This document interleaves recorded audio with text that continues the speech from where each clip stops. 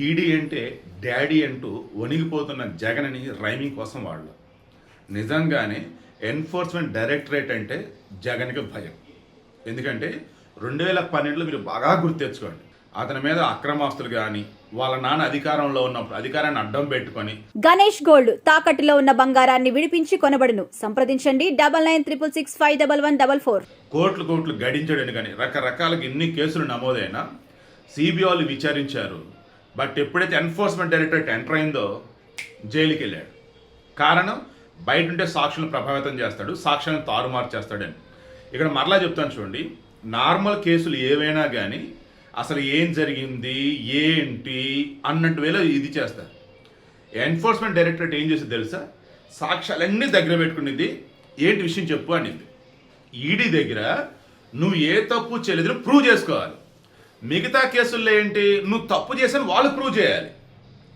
Okay, ఇప్పుడు మద్యం ముడుపుల case, మద్యం కేసు, ఇందులో క్లియర్గా జగన్మోహన్ రెడ్డి కానీ వైసీపీ వాళ్ళకి సంబంధించి కానీ ఏపీ గవర్నమెంట్ నియమించినటువంటి స్పెషల్ ఇన్వెస్టిగేషన్ టీమ్ సిట్ ఏం చేస్తుంది, వీళ్ళు ఏ రకంగా ప్రభుత్వ పాలసీలకు అనుగుణంగా మార్చుకున్నారు, ఏ రకంగా రూల్స్ మార్చారు, ఏ రకంగా పిచ్చి పిచ్చి బ్రాండ్లు పట్టుకొచ్చారు, ఏ రకంగా మధ్యలో కమిషన్లు కొట్టారు. అండ్ ఇప్పుడు లేటెస్ట్గా బయటకు వచ్చేది ఏంటంటే వీళ్ళు ఏకంగా ట్రాన్స్పోర్ట్ చేయడానికి కూడా గట్టిగా గవర్నమెంట్ని వాడేసుకున్నారు, కోట్లు వెనకేసుకున్నారు. ఇవన్నీ సిట్టు. ఇప్పుడు ఎన్ఫోర్స్మెంట్ డైరెక్టరేట్ ఏం చేసింది తెలుసా? అందులో కింగ్ పిన్గా ఇప్పటివరకు మనం అనుకుంటున్నటువంటి రాజ్ కేసిరెడ్డి, వాస్తవానికి కింగ్ పిన్ కాదు, మెయిన్ ఎవరో మీకు తెలుసు. సో రాజ్ కేసిరెడ్డికి సంబంధించి అసలు అతను ఏం చేశాడు, వచ్చిన డబ్బుని ఏంటి అన్నప్పుడు అతనితో పాటు వాళ్ళ ఇన్ఫర్మేషన్ రిపోర్ట్ అంటారు. ఈడీ దగ్గర ఉన్న ఇన్ఫర్మేషన్ రిపోర్ట్లో అరౌండ్ 33 మందిని ఎవరు చేర్చున్నారు. అందులో ధనంజయ రెడ్డి, కృష్ణమోహన్ రెడ్డి, గోవిందప్ప బాలాజీ, తర్వాత సజ్జల శ్రీధర్ రెడ్డి, ఇలా చెప్పుకుంటూ పోయినట్టయితే ఈ లిస్ట్ అంతా చూసుకుంటూ ఉన్నప్పుడు మెయిన్ రాజ్ కేసిరెడ్డి ఏకంగా కొన్ని 100 కోట్ల రూపాయలని దేశాలు దాటించాడు. ఈ దేశాలు దాటించినప్పుడు prevention of money laundering act అనమాట. అంటే ఎన్ఫోర్స్మెంట్ డైరెక్టరేట్ ఎంటర్ అయిపోయింది. ఎందుకంటే నువ్వు లెక్కల్లోకి రాకుండా షెల్ కంపెనీల ద్వారా డబ్బును దాటేసావు. ఆ డబ్బు అనేది ప్రభుత్వ ఖజానాకి సంబంధించిన ట్యాక్స్ రూపాయలు రకరకాలుగా ఉంటుంది, కట్టాల్సింది. ఏమీ లేకుండా నువ్వు దేశం దాటించి మరల ఏం చేశారు తెలుసా? దాన్ని మరల రూట్ చేసి మరల ఇక్కడికే పట్టుకొచ్చారు. ఏది బయట నుంచి ఏదో వచ్చినట్టుగా. ఇలా చెప్పుకుంటూ పోతే బ్లాక్ అండ్ వైట్ చేశారు. అది కూడా ఏ రకంగా రియల్ ఎస్టేట్లో పెట్టారు, జ్యువెలరీ కొన్నారు, తర్వాత మైనింగ్ కంపెనీలో పెట్టారు. ఇక రకరకాలన్నమాట. వీళ్ళు ఒక డబ్బు అనేది ఉంటే మన దగ్గర దాన్ని ఇన్ని రకాలుగా ఇన్వెస్ట్ చేయొచ్చు.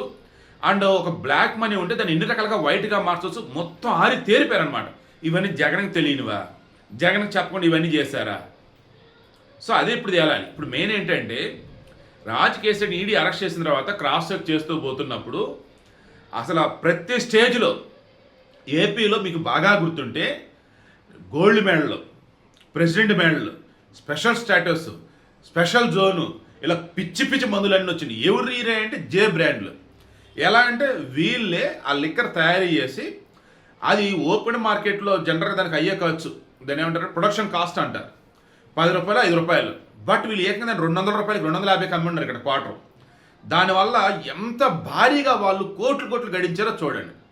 మద్యపాన నిషేధం అని చెప్పి ఆడవారి పుస్తలు తెచ్చాడు ఈ జగన్మోహన్ రెడ్డి.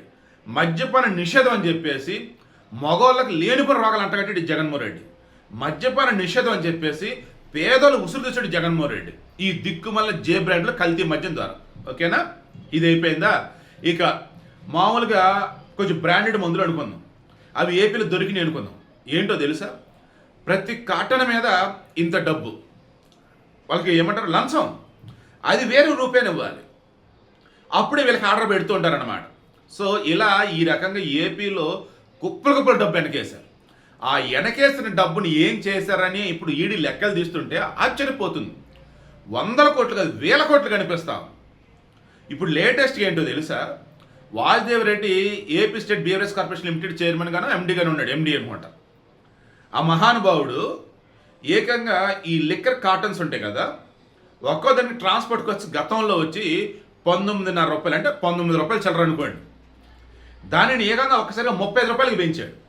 ఎందుకో తెలుసా? ఈ ట్రాన్స్పోర్ట్ అన్నది ఏదైతే లిక్కర్ ట్రాన్స్పోర్ట్ చేస్తూ ఎవరుతున్నారో వాళ్ళంతా కూడా ఈ వైసీపీ చోటా మోటా నాయకులు. ఇక్కడ కూడా మరలా ఒక కీలకమైనటువంటి మంత్రి కారుమూరి నాగేశ్వరరావు అంటున్నారు, త్వరలో అది కూడా తేలింది. వాళ్ళ కొడుకు చక్రం తిప్పాడని అంటున్నారు. దీనికి కూడా మరికొంత లంచాలు కట్టారు. ఎందుకు? వాళ్ళకి ఇవ్వటం కోసం. ఇలా చెప్పుకుంటే చిరాకేస్తున్నాడు నాకైతే అసలు. అరే ఇంత దారుణంగా ఎలా రా? అరే వేల కోట్లు లక్షల కోట్లు సంపాదించుకునే మార్గాలు రకరకాలు ఉన్నా కానీ అధికారాన్ని అడ్డం పెట్టుకొని ఇంత దారుణంగా ఎలా చేస్తారని చెప్పేసి ఈరోజు ప్రజలంతా తూ అంటున్నారు, చీ అంటున్నారు. ఇక ఓవరాల్గా అన్నప్పుడు ఒక్కసారి ఎన్ఫోర్స్మెంట్ డైరెక్టరేట్ ఎంటర్ అయింది అంటే లెక్కలు మొత్తం తీస్తూ ఉన్నప్పుడు డబ్బు అన్నది అసలు ఎక్కడి నుంచి వచ్చింది, ఎక్కడికి పోయింది, ఫైనల్గా లబ్ధిదారుడు ఎవరు అన్నప్పుడు వైసీపీలో జగన్మోహన్ రెడ్డి కాకుండా ఫైనల్ లబ్ధిదారుడు ఎవరన్నా ఉంటారా? ఈ కేసులో ఇన్ఫర్మేషన్ రిపోర్ట్లో ఉన్నటువంటి ధనుంజయ రెడ్డి కానీ, కృష్ణమోహన్ రెడ్డి కానీ, గోవింద బాలాజీ కానీ, తర్వాత సదా శ్రీధర్ రెడ్డి కానీ, ఇంకా మరికొంతమంది లిస్టు మొత్తం తీస్తున్నప్పుడు అందరికీ బాస్ వచ్చేసి ఒక జగన్మోహన్ రెడ్డి. అండ్ ఈ బాస్ అన్న వ్యక్తి ఏంటి, ఈ లిక్కర్ స్కామ్కు సంబంధించి కావచ్చు, లిక్కర్ కేసు సంబంధించి కావచ్చు, దాని కర్త కర్మక్రియ అన్నట్టు ఈయనే కనిపిస్తున్నాడు. అయితే ఇక్కడ అత్యంత కీలకమైంది అసలు ఈ ఇన్డెప్త్ డీటెయిల్స్ అన్ని ఎలా వచ్చాయి ఈడీకి అంటే విజయసాయి రెడ్డి. మీకు బాగా గుర్తుంటే విజయసాయి రెడ్డి కొద్ది నెలల క్రితం వైసీపీ నుంచి బయటకు వచ్చినప్పుడు ఈ మద్యం కేసులో ఆయన విచారణ పిలిపించినప్పుడు నేను ఏ తప్పు చేయలేదు, నాకు తెలిసిన ఇన్ఫర్మేషన్ మొత్తం నేను ఇచ్చాను అన్నాడు. That's the point. ఈయనకి తెలిసిన ఇన్ఫర్మేషన్ మొత్తం ఇవ్వటం అంటే మెయిన్ ఎవరు? మేబీ జగన్మోహన్ రెడ్డి పేరు చెప్పి ఉండకపోవచ్చు. ఎందుకంటే ఇదే విజయసాయి రెడ్డి అన్నాడు జగన్మోహన్ రెడ్డికి తెలియకుండా ఇదంతా జరిగింది అన్నాడు. నేను కూడా 2 సార్లు డిస్కషన్లో పాల్గొన్నాను, జగన్కి తెలియదు అన్నాడు.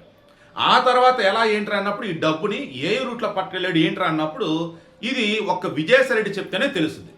సో విజయసాయి రెడ్డి ప్రైవేట్ కలిసాడా, అఫీషియల్ కలిసాడా, లేదని విచారణ పిలిచినట్టు చెప్పాడో తెలియదు, కానీ విజయసాయి రెడ్డి పక్కా సమాచారాన్ని ఎన్ఫోర్స్మెంట్ డైరెక్టరేట్ ఇచ్చినట్టు తెలిసింది, స్పెషల్ ఇన్వెస్టిగేషన్ టీంకి ఇచ్చినట్టుగా తెలిసింది.